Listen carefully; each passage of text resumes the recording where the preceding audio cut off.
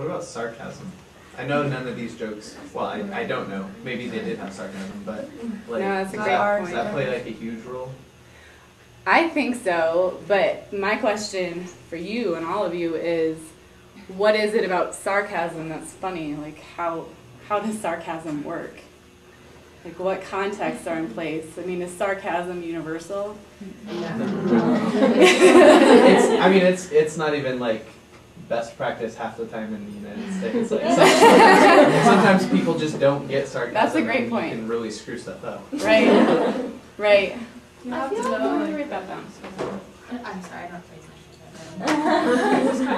I feel like we're missing something on the list, like, but I don't know how to describe it. But like the everyday nuances, like here, like like get him some sugar and water, get me some bun and cheese too.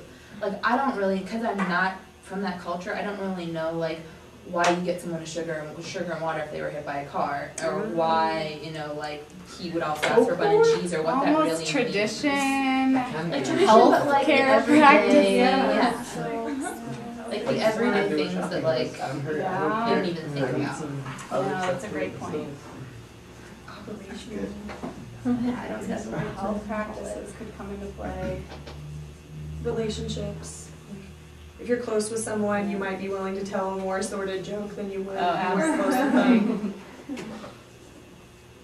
Or even just when you look at your friend and like burst out laughing after something else happened and nobody else knows what you're talking about. I've been guilty of that. The only other things I had on my list would include religion, gender roles,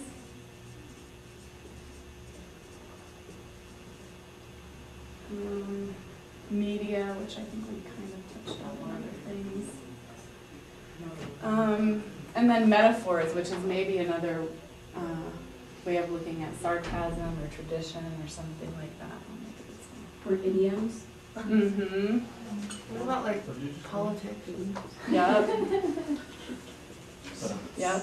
I don't know if maybe this fits into one of those, but like the ability to like insult someone and have it be funny or insulting, like where that line is drawn. Like stereotypes, kind of. Well, or sometimes it might be acceptable for me to be like, ah, you stupid blonde. Yeah. Like, oh, you're gonna get a worse grade. Or somebody else might be like, that's really offensive. That might be. I can't believe that you said that to me. Yeah. Don't cry after you say Right. it. Well, I will later. That's a great point. And actually, let me use that point to kind of shift us into our next piece. If we're looking at humor and jokes, then we have kind of a good background or a good working definition of what is going on behind these jokes and why are they funny or why are people using them. Let's look at how jokes are then used. And I'd like to start looking at how jokes and humor are used to create division. Because I think that point that you made gets right at it. In some of those jokes, that would create division. And some people think those are perfectly acceptable jokes to make a stereotype about somebody and they think it's hilarious. So just because something is funny doesn't mean you should be saying it right. Okay, so moving on. What I'd like to have you do is to partner up with somebody and try to think of an example of a time that you saw jokes or humor creating division, and that's however you define it. It can be a personal story or it can be a story of someone that you knew that you saw this happen to. So try to think of a story, and let's just take a few minutes to share those, and then I'll ask for some people to share any that are comfortable with it. Does it have to be intercultural or can it be? It can be anything.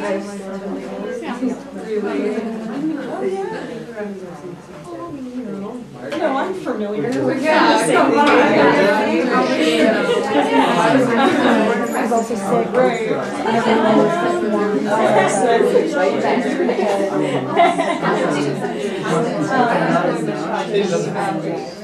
I was trying to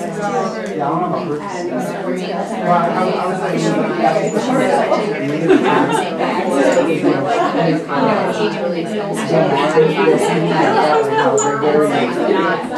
don't know about Right, and I think That's not really that much.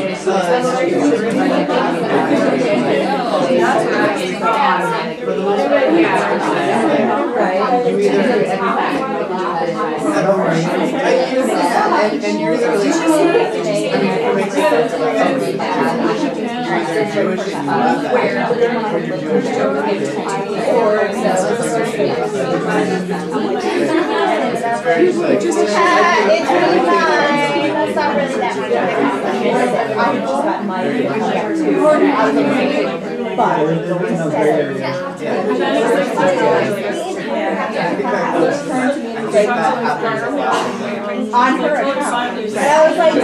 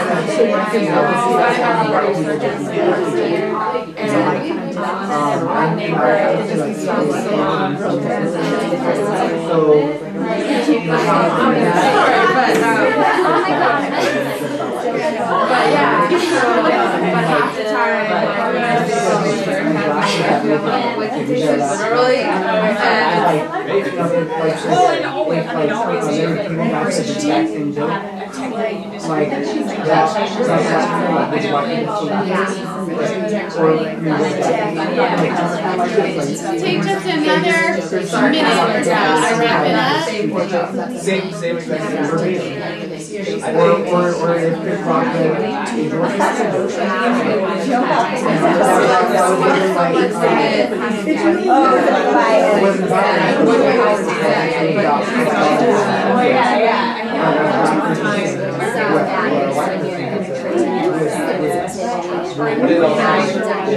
She had done something just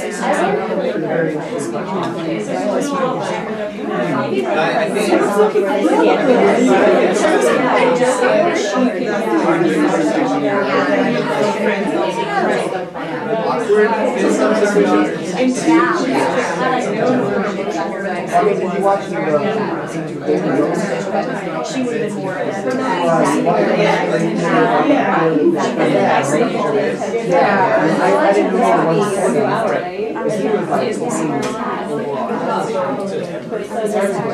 Okay, let's bring ourselves back together.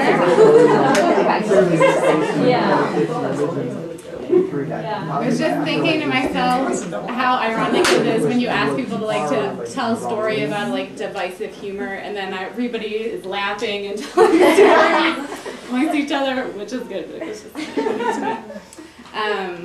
it'll be awkward one day when I do this and somebody cries telling their story and everyone else.